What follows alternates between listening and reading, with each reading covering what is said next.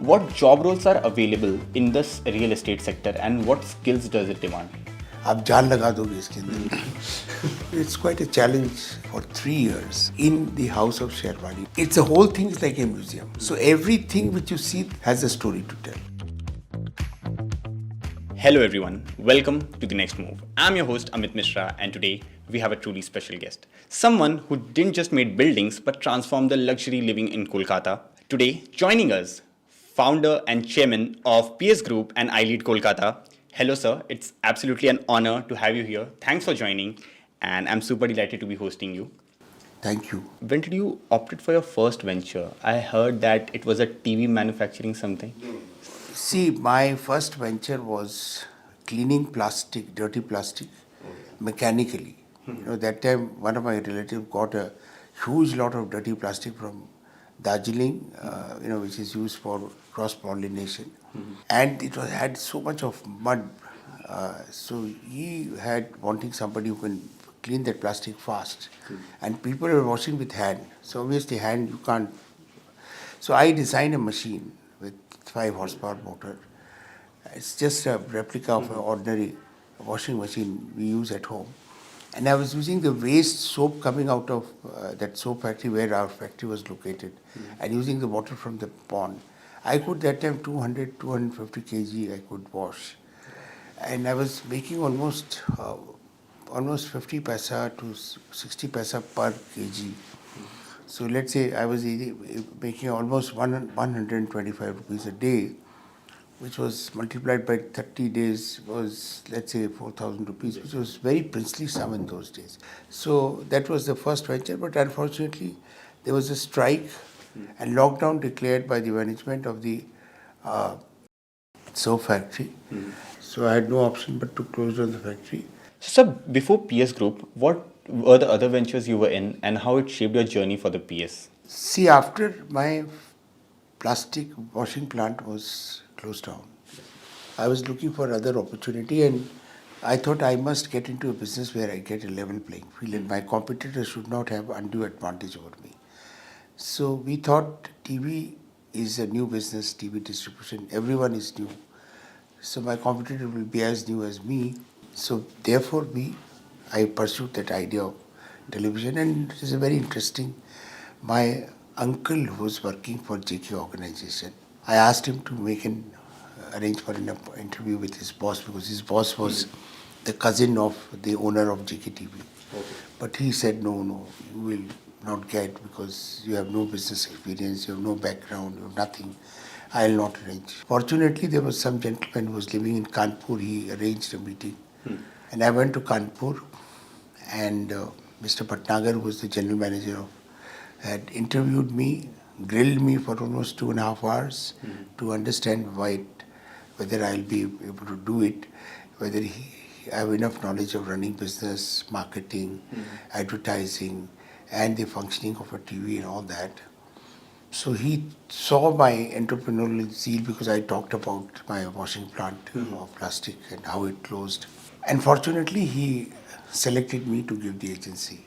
And I was really surprised because after he confirmed my agency, he gave me 3 files where 600 applications were there from Calcutta. Almost everyone has applied from Calcutta for distributorship, starting from big names like India Automobile, Capital Electronics, Harry's Music House, Harmony House, everyone. 600 applications, can you believe? And I was really surprised that you have not given to these big brands and you have selected me. What is the reason? He said, you just think. I said, I can't think. He said, I have selected you because you are the only guy who doesn't have any other business. All these people have many other businesses, so whether their TV business runs or not runs, they are not bothered. They are not dependent on this TV business. You are. And therefore you can't afford to fail. You will put your heart and soul.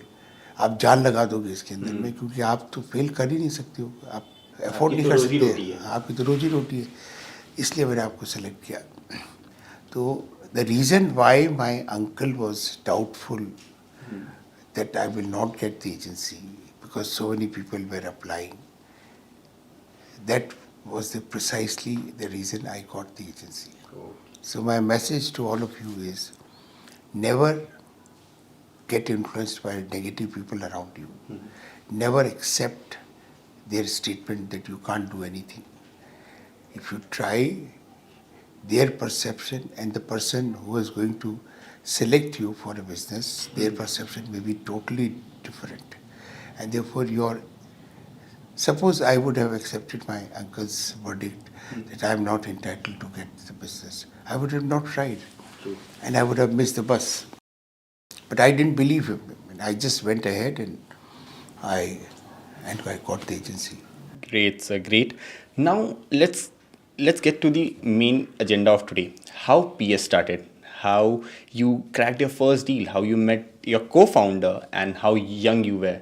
Was the spirit still alive for entrepreneurial in you? And please tell us more about it. See, after my TV business closed because the factory JK television again, those were the days when lot of trade unionism activity was going on. One after other, factories one after other were closing down. It was a very bad situation. Which year it was? This was in 1974, 1975.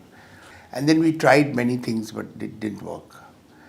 And my partner was constantly siphoning money from the company, and I was always out to look out for new ventures, meeting new people, going to Delhi, this and that and all that, somehow to survive. But nothing happened, and ultimately one day I found that there's nothing left in the company. I can't even draw 500 rupees. So there was no point in going and wasting time. And my partner owed a lot of money to me, but I didn't prefer to go to court and all that. So I came out of that company. It was called Televisco. Then I thought that the only place I can make big money without investing a copper, because I had nothing to invest, is real estate broking. For 3 years, I was constantly chasing so many deals and putting a lot of hard work. Nothing happened. No deal clicked. And then suddenly, I heard that Mr. Lord Sinha's brother has come and want to sell his part of his share on Lord Sinha Road in 7 days' time, because he was he was hurried to go back, and he needed money for a house he had built in Pilkington. So I knew that 7 days you can't conclude deal. But I knew that he is a NRI. He is a foreign national. And therefore he cannot encash my check, even if I give him, unless he get from Reserve Bank permission to encash the check. So I told his manager, I said, I am the buyer. He said, will you be able to arrange? I said, I'll arrange funds. Because he wanted to sell that land, 7.5 katas for 12 lakhs rupees. Yes, today the price of that land today is about 40 crores. Wow. And I knew that 12 lakhs is very cheap. The land was at least worth double the amount. Right. But Mr. Sinha was in a hurry. Mr. Sinha didn't know the price. He was asking for 12 lakhs. If you are asking for 12 lakhs, nobody is going to offer you 15 lakhs. So I told him I am the buyer. I had that time not even 10 rupees in my bank account or in my pocket. But I had a checkbook because I had an account.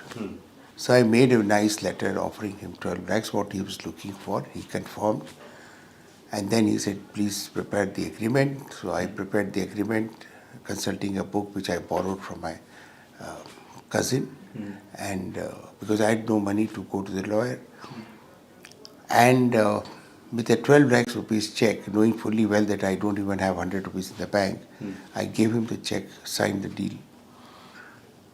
And I told his manager that, look, before sending the check, please inform me so that I arrange the funds, because when my account is active, it was all active, it was not active at all. So he said, okay. And I knew it will take at least 3 months for him to get the RBI clearance.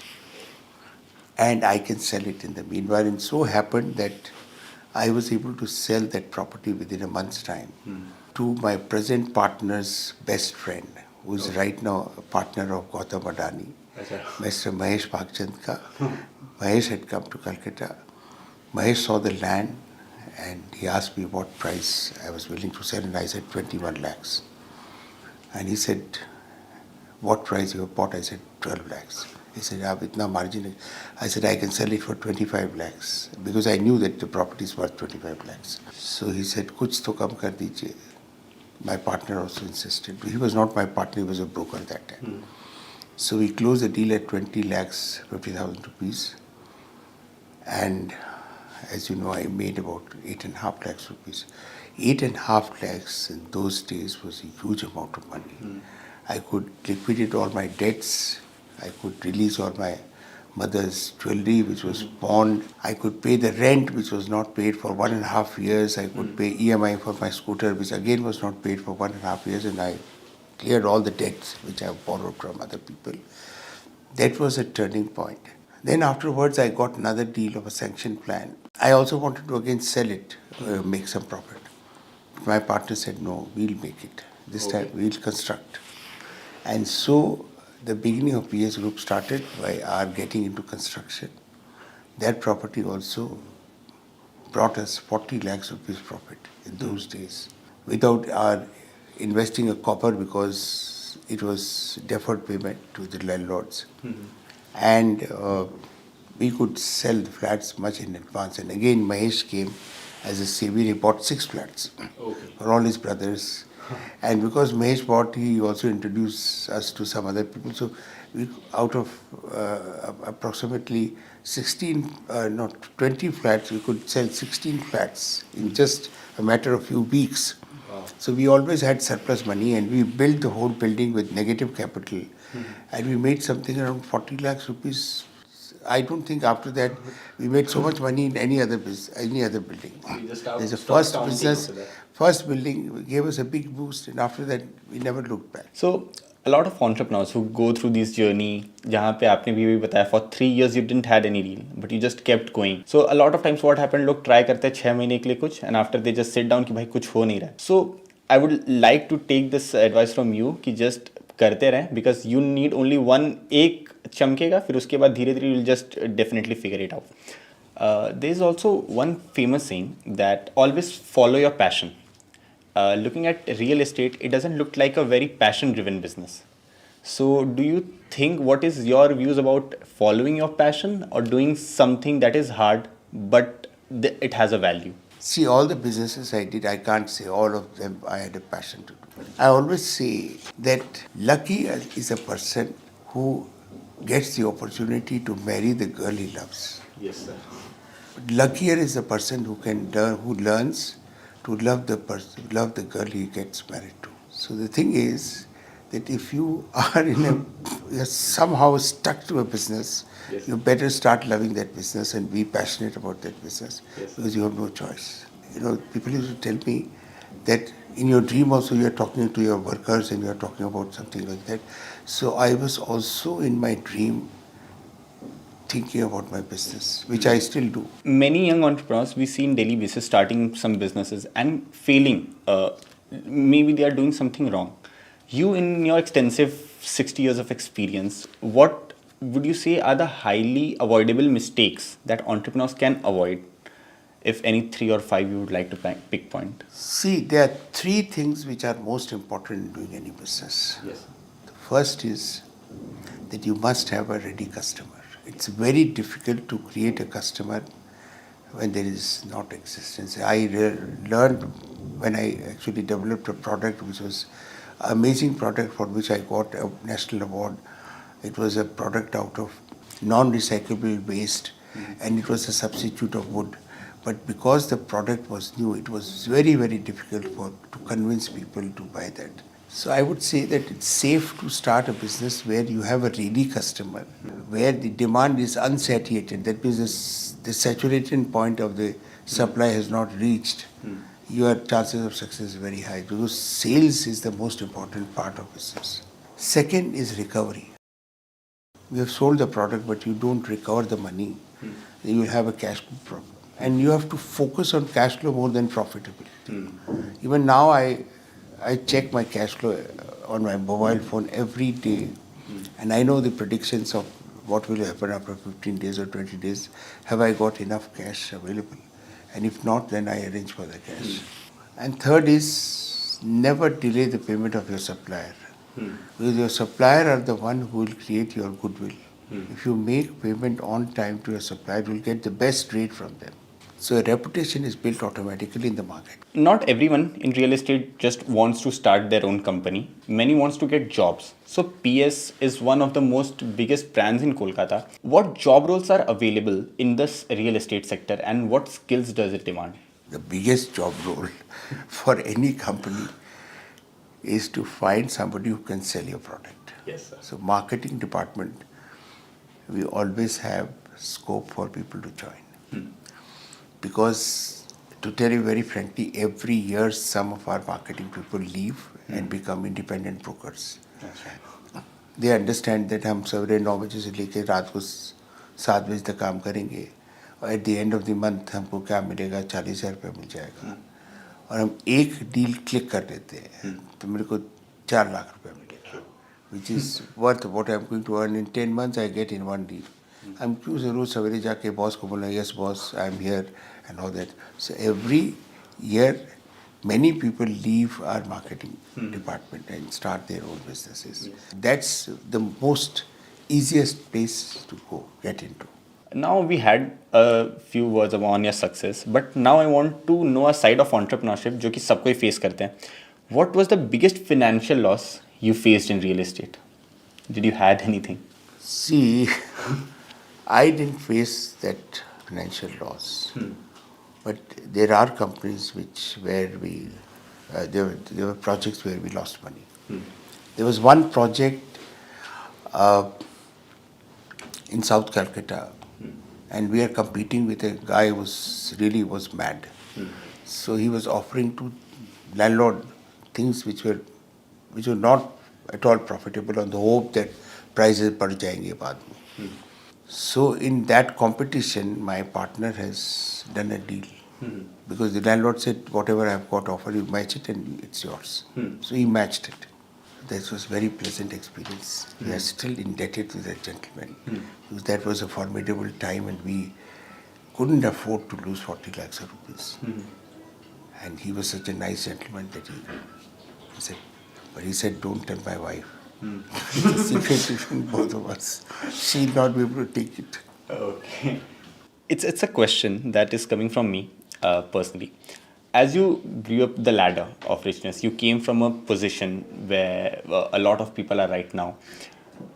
As an aspiration, what is the most expensive thing that you own? Is there anything that you own you wanna tell us? I hate wasting money on expensive things. Okay. I believe that you must have things which you need. And luxury doesn't mean that it should be very expensive. Luxury means today I would like to prefer to go to in first class AC if I'm traveling by train. It has to be comfortable. I don't want to go to places just to see things. I want to create all the time. I feel that I have a very limited time on this planet and I must utilize that time to create as many things as possible which will benefit the society or benefit the nation or benefit humanity. हम उस काम में करने में हमको आनंद आता है. हमको जाके ये पार्टी में बैठना और ये सब फालतू गॉसिप करना और I'm not cut out for that. So I don't want it. Sir, you are also very vocal about sustainability. So, what does sustainability mean to you personally, and how young entrepreneurs can integrate sustainability from the beginning of their career? See, today your product gets valued higher if there is a story attached to it. True. Yeah, because otherwise it's a commodity. Yeah, you are selling a cup, 10,000 other people are also selling a cup. How do you stand out in that crowd? You must have a story to tell. If your story is unique, your story has emotional appeal, your story has something that owning your product or service will make the buyer or the user proud, then you have made a differentiator in your product compared to your competitors. You can very easily do by doing some intellectual input, which doesn't require any money, but can be a story attached. Talking about preserving cultures, during the research, I got to know you are deeply involved with Murshidabad Heritage Development Society. and in hospitality you have House of Sheherwalis. We would love if you could spread some light on it. What is it and what you're doing with it? See, I always had a problem when I was taking my students for field trips. See, today, sitting in a class and listening to lectures is not required. Your best lecture is there in your phone. Lecture-based learning is a passe. No, it's not required. So what is next? Next is experiential learning. You go to a place and see the place yourself. You know, if you go to a place for educational trip, what you do? You see the history. You meet people of different backgrounds. You try foods which are different. You also see art and craft of that place. You see the performing art of that place.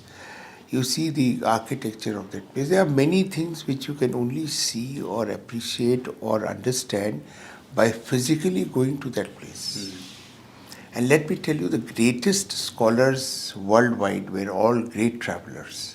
Whether it's a Heng Shang or whether it's Ibn Battuta or whether it's Mahapandit Rahul Sakrityayan or anybody, they were great travelers. They travel, and the travelogue actually, Heng Shang's travelogue helped Alexander Cunningham to discover at least 100 Buddhist sites. He gave an exact coordinate where he could find it. So traveling is a must for learning. And when I was taking my students for such educational trips, I found that Murshidabad offered everything which we were looking for: history, art and craft, food, river cruise, horticulture, everything. Murshidabad's soil is so fertile that you can actually grow orchids there. You can do amazing things there, and there are people who are doing it. So there was a possibility of, in one place, and it's very close to Kolkata, it's 3.5 hours, 4 hours drive. But the problem was there was no decent place to keep my students. Either they were very expensive, in Berhampur, very far off from the sites, and the one which we had, a student hostel next to Hajardwari, was so bad that all the students were complaining because the bathroom was stinking, the cobwebs, dirty, not cleaned and all that. So I thought I must make, and this is not a problem, not our students are facing, every student in every school who are wanting to go there will face. So we thought we'll make one, something. And while I was making, I thought, why not make the place where they're going to stay a learning center itself? So while you are in the House of Sherwali, you will find 150 things which are unique and which is telling you a story. Again you are learning. The bed you are going to sleep, the almirah which you are going to use in the room, the chair you have, everything has a story. The bed, whether it's Victorian or whether it's a Victorian Bengali or it is Edwardian or Edwardian Bengali, everything is written there and why it is so and what is the background of this, how furniture style changed when Queen Victoria died and Edward came in her place. One experience explores everything from the history to the So culture. therefore, even the food we serve. Yes, sir. So normally we'll find that there's written papad or there's written rice or there's written dal or there's written this. Now what we are doing is, if there is a chawal, we are saying that historically we know the existence of rice for the last 10,000 years. Even the Indus Valley civilization, while excavation, we found rice. So therefore rice is grown in India for the last 10,000 years. Now this information you didn't have. But once you have, before the chawal, you have new information. It's learning from everything while eating. You see, while most of the people don't know that idli, we always feel that idli and dosa is South Indian food. But it's not actually South Indian food. Then? It came from China. When the whole process of cooking food with steam was discovered in China. You see, there are 10,000 items they make with steam, which we don't take. Momo came from And many things they make with steam. There's a style. So there was a story that a Chinese princess got married to an Indonesian prince. And while she was going, she wanted to carry her cooking equipments because Indonesians will have. And she was very fond of those cooking, so she took a cook. And with cook went all the equipments. and it went from China to Indonesia. And it slowly became popular in Indonesia to also cook with steam.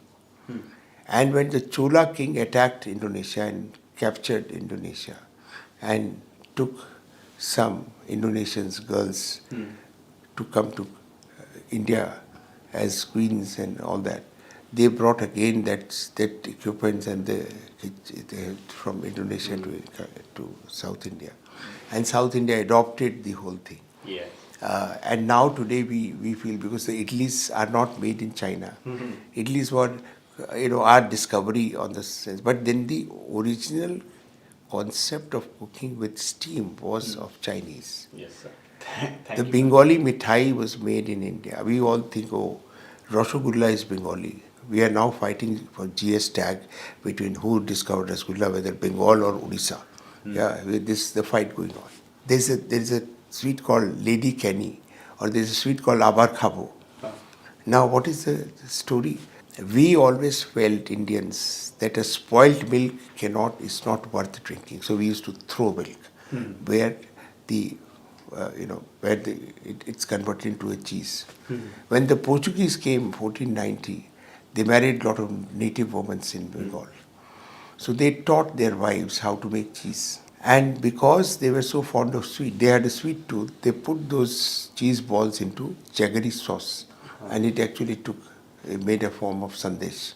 So that was the first sandesh made with jaggery and chana, which was actually nothing but cheese, which was Portuguese husband taught their Bengali wives how to do. And that's whole lot of Bengali mithai got discovered or invented. Now your experience of eating that sandesh changes, because I'm everywhere telling you a story. So in the house of Sherwali, which our tagline is a museum where you can stay.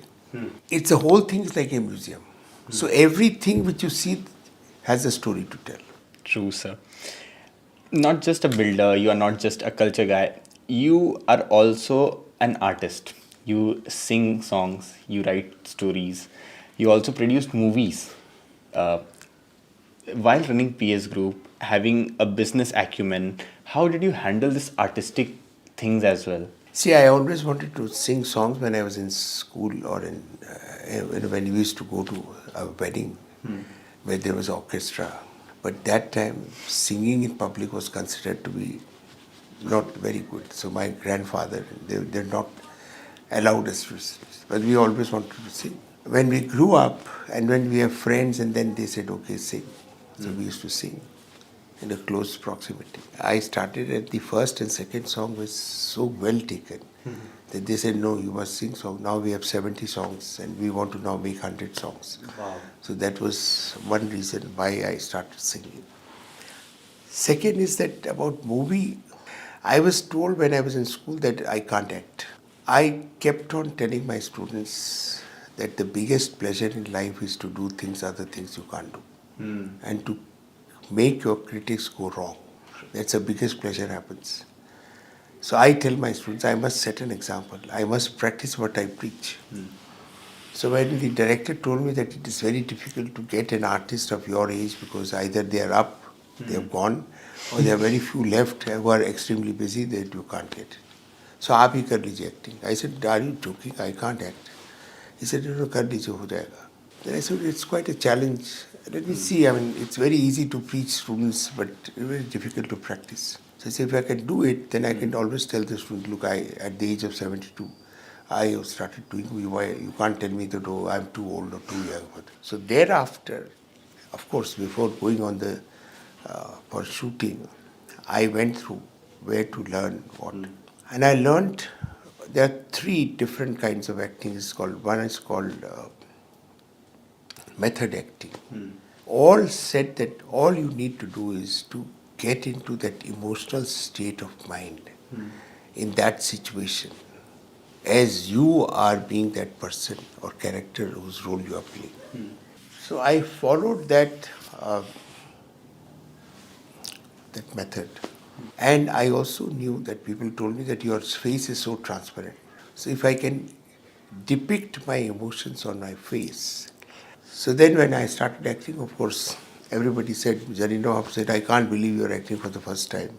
It is can't possible. You are acting so well. You are acting better than me. Yes, sir. There is one thing that I heard about you. At your home, in your personal library, you have over 10,000 books. So you're a vivid reader.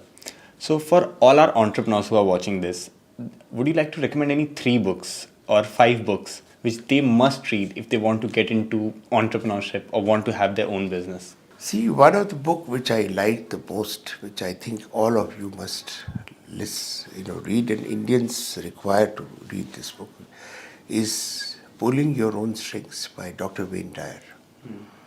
Must have read this book 200, 300 times. So it is a must.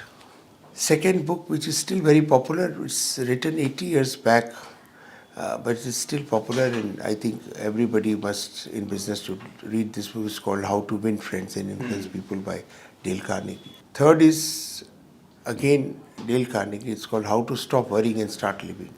Because you will face in business, in your life, setbacks, failures, humiliation and all. You must know how to handle these setbacks and humiliation and all that. That books cover that. Yes. So you must read that book. And last but not the least book is, if you are interested in fiction, then there's one book called Ultimate Gift. I made a TV serial based on this film. And Param Prathu was given the chance. Param became very good friends after that. He didn't charge us anything for it. Actually, that film was his debut. It was a very phenomenal conversation with you, sir. But before we wrap up, I would like to hear something from you for our young listeners, straight from your heart, before we wrap up. How was your experience on this podcast, and a final message you would like to deliver us? See, this podcast was very nice, and I'll compliment you the carrying out this podcast very well.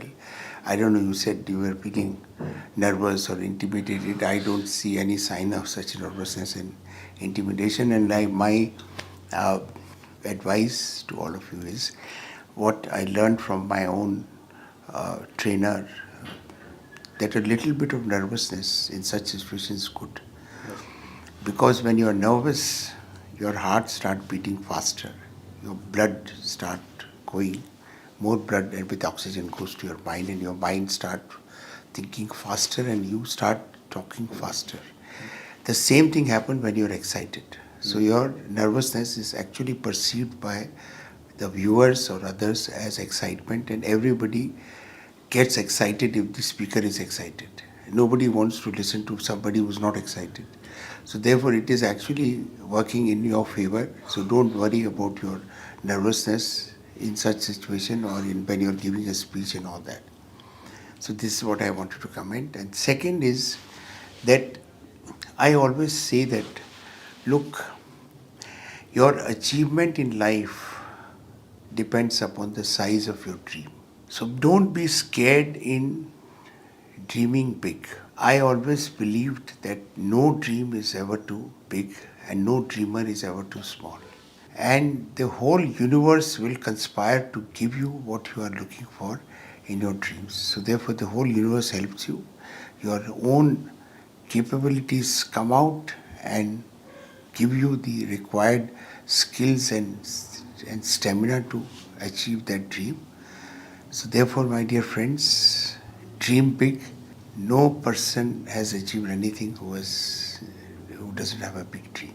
Thank you so much for taking time for us, and it was very pleasure talking to you, sir. It was an absolutely killer conversation we had, Mr. Chopra. His insights about entrepreneurship, real estate, and the social community that we have here was truly amazing. And I hope the listeners who are listening this had a great experience listening too. So if you like this podcast, please hit the like button and share it with your friends who want to get into real estate or in general curious about entrepreneurship.